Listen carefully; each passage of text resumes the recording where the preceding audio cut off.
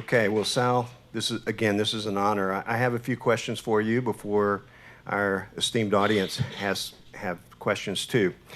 Um, Khan Academy started approximately 15 years ago, I believe, and my understanding, it started uh, in a walk-in closet. Is that correct? Right. 15 years later, at first it started with you. 15 years later, we are fortunate to have almost all of your 220 employees here. I mean, Khan Academy is the epitome, the quintessential innovative idea that we like to award. So, what are some key reasons for this innovation? Yeah, it's a great question, and you're right. It's been 15 years since we set up, formally incorporated as a not-for-profit in 2008, but in some ways it got started back in 2004, which is almost 19 years ago now. And I think there's two pieces of Khan Academy. One, it was a very personal need to help family and seeing what they were doing, and I hope that that's always something that's in our DNA, that we have this very deep connection with learners, and then also maybe the people who are trying to support the learners, the teachers as well.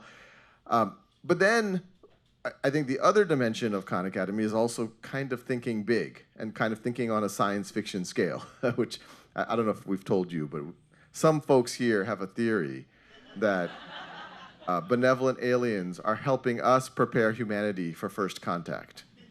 You know, I play along with the theory for those who want to. So I think if I were to guess, what got us this far, and hopefully what gets us to have the impact that we hope to have over, hopefully generations to come, it's that. It's staying really grounded, really close to learners, really solving real problems, but thinking in terms of, hey, why can't we reach billions? Why can't we fundamentally think differently about how education's done? You mentioned something, and I'm glad to know the kind of people that you hire here, and that is a big key. People that have imagination. Okay. So, um, what are some things that this group and you are working on right now?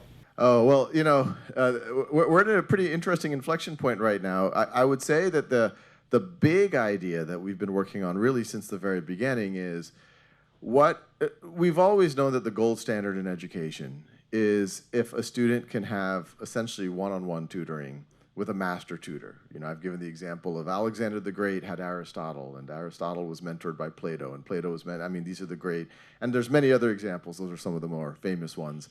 And there's even, Benjamin Bloom has talked about the benefits of one-on-one tutoring, but when we did mass public education in the 18th, 19th centuries, we had to make a compromise. You couldn't afford to give everyone a one-on-one tutor, and what we ended up doing was very good for society, but I think Khan Academy, we've always said, hey, isn't there an opportunity now to leverage technology to start to approximate that, to start to approximate personalization, mastery learning, which is just the idea that if you haven't, it's a kind of a common sense idea, if you haven't fully learned the topic yet, that you should always have the opportunity, the incentive to keep learning it.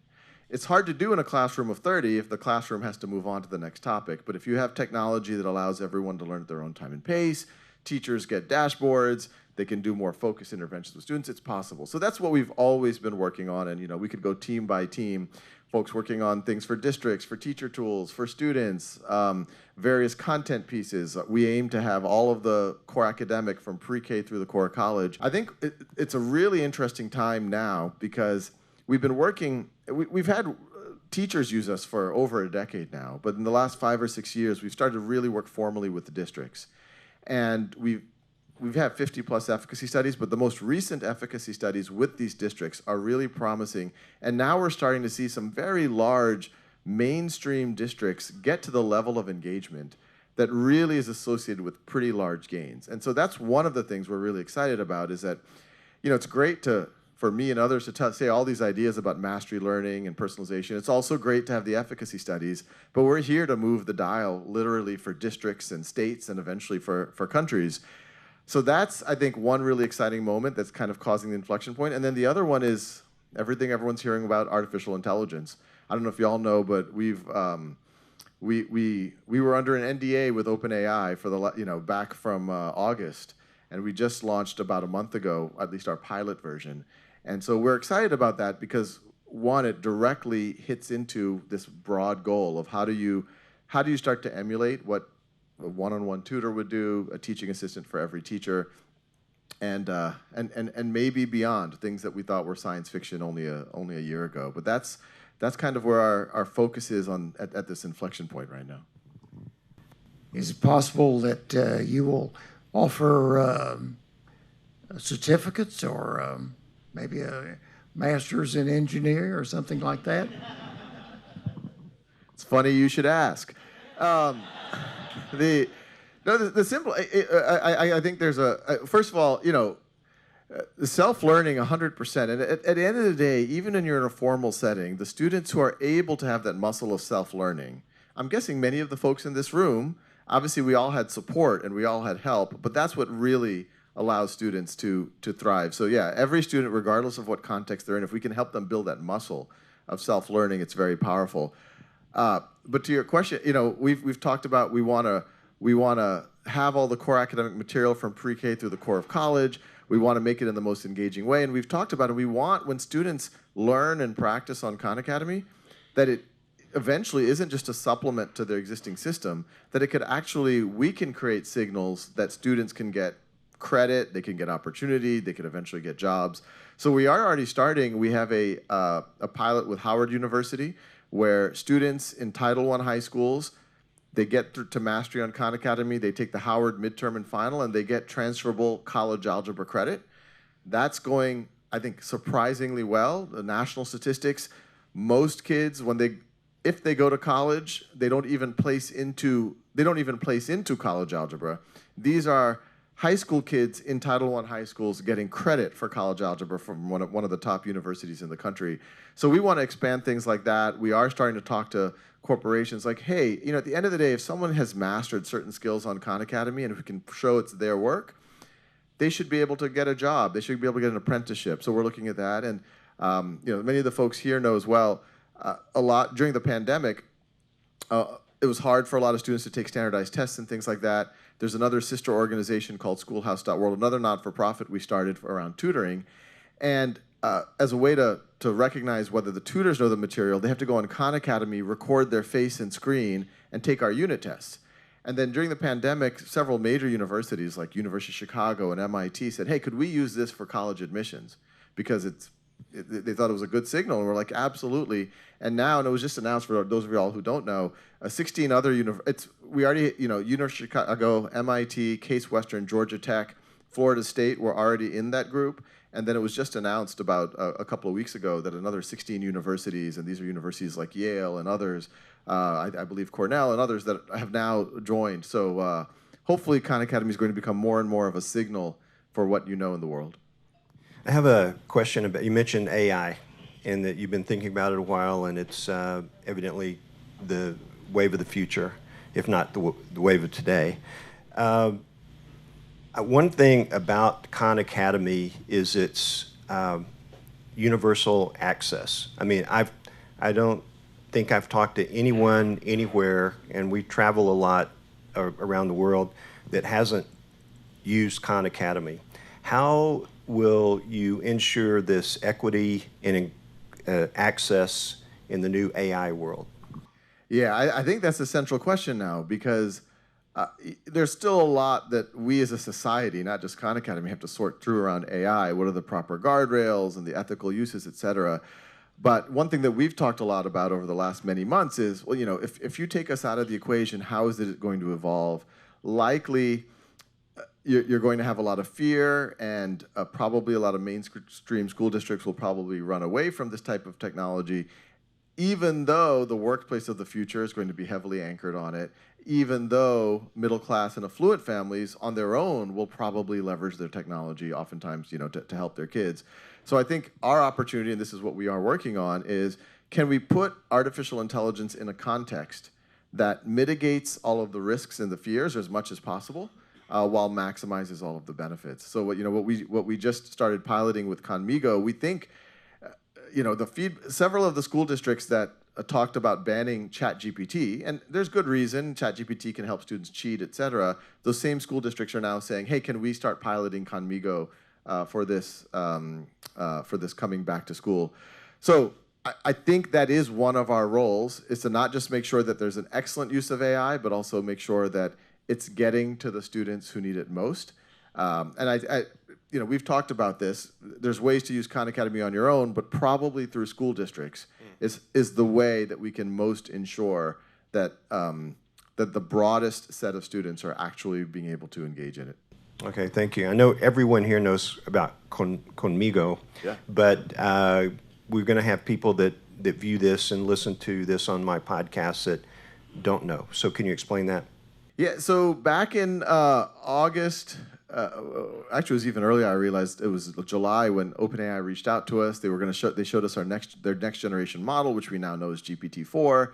And we immediately saw that it had huge potential for more open-ended response. We always had this aspiration around tutoring. It wasn't so good at math initially, as large language models infamously have issues there.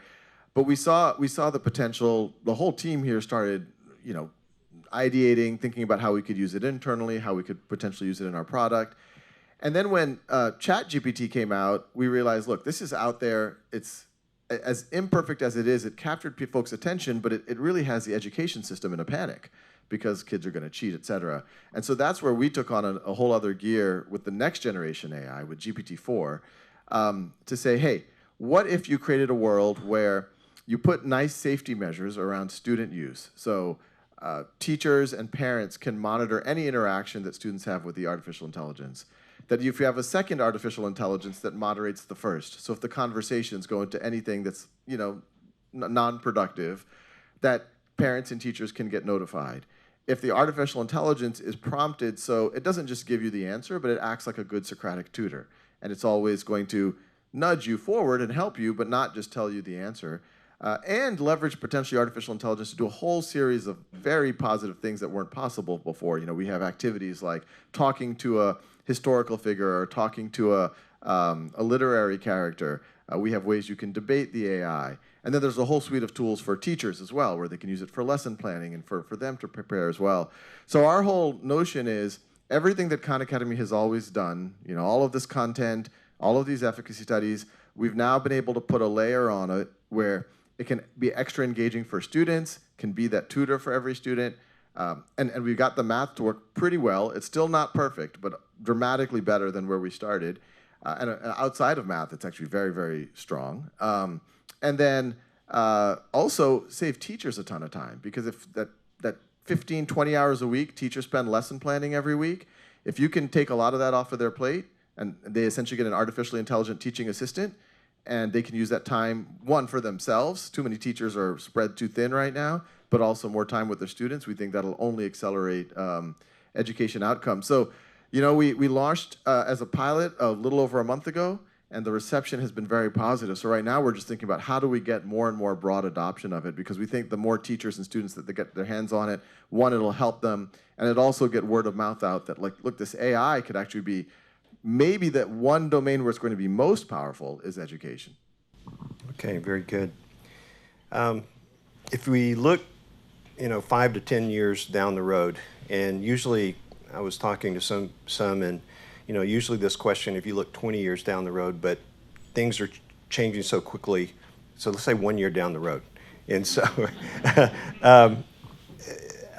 how will education be different than it is today? Yeah, what's amazing about that question is if you asked me last year what education looks like in 20 years, that's kind of going to be my answer for you right now of what education might look like in 1 year, because things are changing so fast. So if you just take the lens that we're having, I can imagine a world where a teacher in a classroom can say, Conmigo, help me create today's lesson plan, and Conmigo maybe knows, it has a memory. It knows what the teacher's goals are. It knows the scope and sequence. It maybe helped work with the district official to come up with the scope and sequence for the district. And then it can work with the teachers to say, okay, this is what the district wants you to cover, but I know that you're a big fan of, American Idol, so we're going to make it about that, or whatever else, or your students are. And so the teacher's able to collaborate with the AI to come up with a lesson. And then maybe one part of the lesson is the teacher says, or Conmigo suggests to the teachers, hey, what if we break up the 25 or 30 kids in this classroom into 5 breakout groups of 5 or 6 students, and we have each of them answer a different question or get involved in a competition, and the teacher says, great, Conmigo, and then Conmigo says, okay, and I'm going to facilitate each of those conversations with the students and report to you in real time what's happening with the students. And the teacher says, that sounds great. They do it. Conmigo says, hey, group 5 is really doing amazing. They really have some great ideas. Group 2 needs some help. They seem pretty disengaged. You might want to go walk over to them, and here's some things. You might want to talk to Billy especially. He's causing some problems. Whatever it might be, the teacher's able to do that. And then Conmigo could come back and say, okay, this is what the groups did. Let's have a conversation. If a teacher wants a writing assignment, works with the AI to develop what the assignment is, and then deploys it to their classroom. When the students do the assignment, Conmigo doesn't do it for them, does it with them, so it acts as a writing coach. But then they do the writing, and then it can report back to the teacher, says, okay, this is who did it, this is who I worked with. This is my preliminary assessment of how strong the writing is, but you're the teacher, you can make the final judgment. I think there's even a world, which I would have thought was science fiction even a few months ago, but there's reason to believe, there was just a demo by one of the OpenAI founders about using the AI to also log into other apps. So maybe there's even ways that the AI helps teachers who have to also put information or take information out of their grade books or the student information systems, everything. So from a teacher's point of view, I think it dramatically lets them focus on the students and themselves. And then from a student point of view, if they're stuck, they need help, it's right there. I think as soon as a year from now, it's not going to be outlandish that it could be, you're going to have really good speech to text, text to speech. It's going to feel like you're talking to the AI. And that's like, I'm guessing in 1 to 2 years. So who knows where this goes in 20. All right, good, thank you. Starting to wonder, based on your initial comments, is Conmigo from outer space? It's, and you have the best pronunciation of Conmigo, because that was the whole intent, is to be Conmigo. Conmigo, you're saying it very well. No, I think many folks, when their first interaction, especially with GPT-4, when you have a conversation with it, you do feel like, okay, is this something a little bit otherworldly, which is both exciting and scary. But look, I could imagine those who already believe in the benevolent alien theory.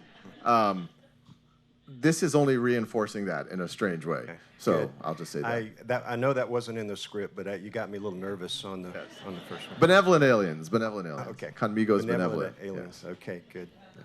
Well, one part of this is, since this is so unique and we have this group here, and I won't ask you to raise your hands if you are from outer space. I won't ask that. But very honored to have you here. But we also, and I worked with Felipe on any questions that you might have of Sal, or even about the prize if you'd like. But this is an opportunity for a Q&A from the audience.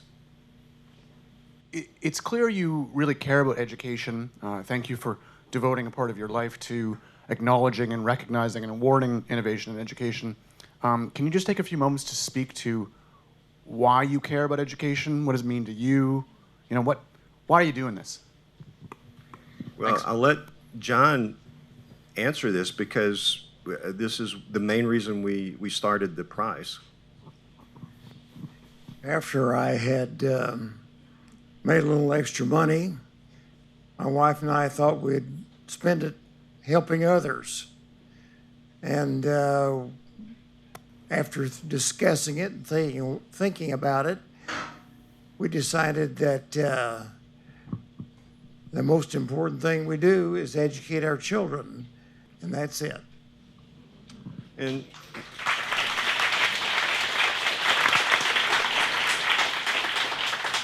yeah, and I will just, there's not much to add to that, but I read a lot about how to make the world better and how other people are doing that. The two common denominators in everything you read about societal improvement, education is one of those, and innovation. And those two things working together changes lives and changes entire societies. And again, This is exactly why Khan Academy and what you're doing is not just a job, but it's changing the world. It's making it a better place. Thank you so much for this opportunity and for coming in and recognizing the work that the whole team, I think, has done, as well as Sal with your great leadership. Really appreciate the recognition and the mission. I can't help but appreciate what you said about universal access.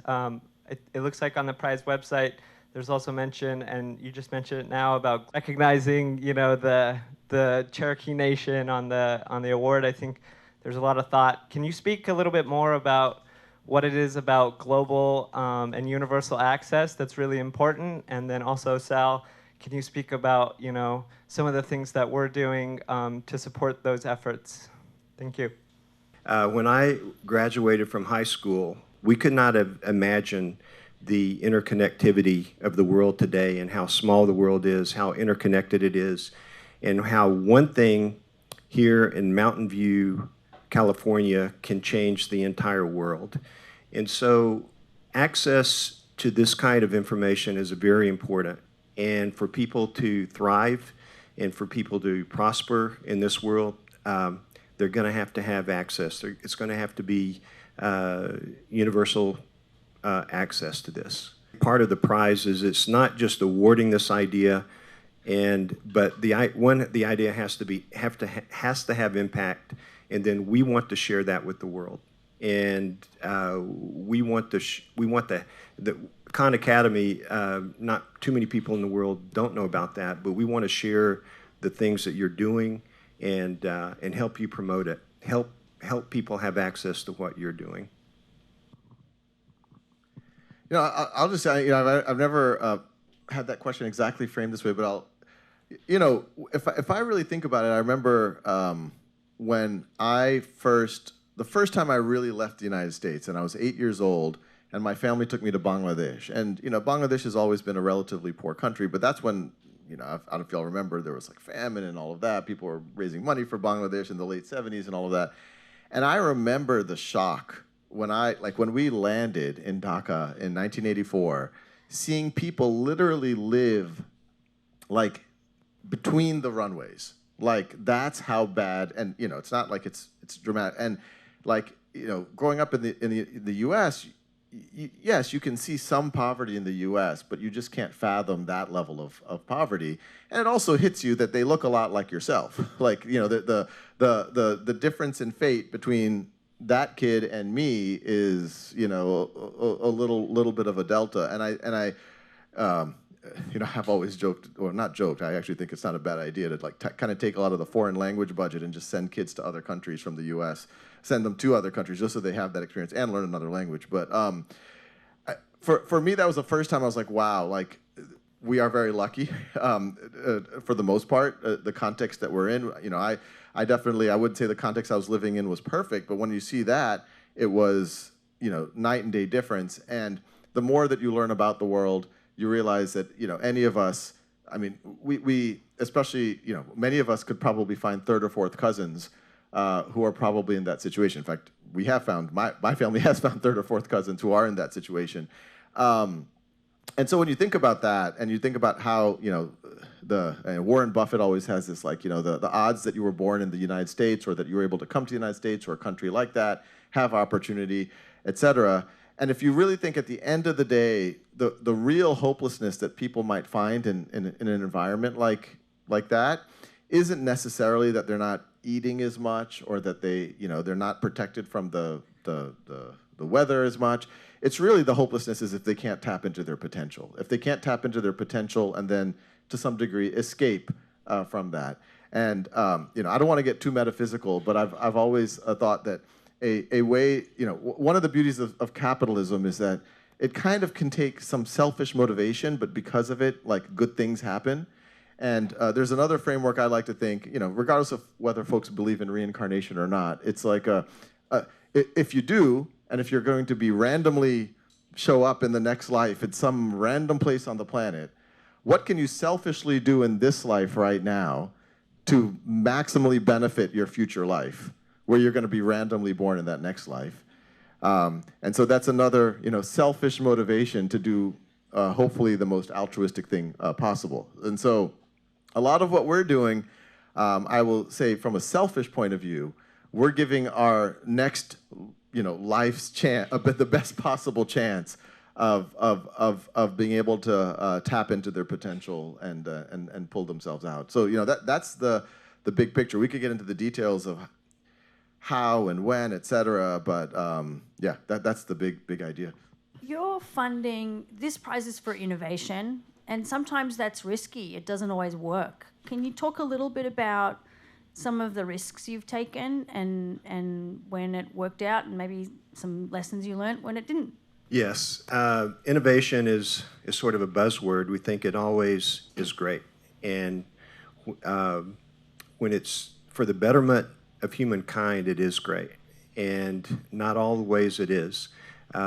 We always use I use the illustration of a light bulb. Over 100 years ago, they created this light bulb, and maybe lasted a few seconds, and now we have these special lights all over us that we take for granted. And that's the true meaning of innovation, that in each iteration and reiteration of the light bulb, they repurposed and recombined ideas and resources to make it better and to make it better for humankind. And so this is the kind of things we look for. We have tried different things of how to best find that innovation. In fact, today at breakfast over coffee, we were saying, how can we improve what we're doing to find the best ideas in the entire world, and make them, award them, and then make them known to everybody else. And so we've made some mistakes, but we're working on it also of how to find those ideas. So if any of you or any of your outer space friends have that idea, let us know, because we want to improve also. We want to be an innovative organization ourselves. When I was a young engineer, my boss said to me, if you're doing something the same way you did it 5 years ago, there's a better way. That takes innovation. Yeah. Well, okay. I want to thank, again, I want to thank each of you for being here. I want to thank you for what you do. Sal, we are so honored to have you as our laureate. As John already mentioned, your ideas are exactly what we want to award and what we want to make known. And so we are very honored to have you as our 2023 laureate. So I'd like to give Sal a big applause. Well, appreciate that. I just want to say how cool this was, and thank y'all both for coming here for this, because just doing this together, obviously I'm honored, and I think we're all collectively honored for y'all doing this, and I mean, one, even caring, and I agree with the thoughtfulness about what the prize even represents, and then thinking of us for it. But I think I'll speak on behalf of the team, which is I get to interface, and myself and Vicky and others interface with many of the people who support this effort. But I think a lot of times the team doesn't. They hear secondhand, some philanthropists want us to do this or do that. And I think when they meet you today, when they see you and they see the passion and the care for education, I think it's incredibly sobering for all of us that, like, this is a real mission in the truest sense of the word. It's a mission for you. It's a mission for you, and I think it's a mission for all of us. And I think that's kind of like the deepest sign of trust that you can have in any group. And I think it's this is going to be something that's very memorable for us for a very long time. So thank you so much.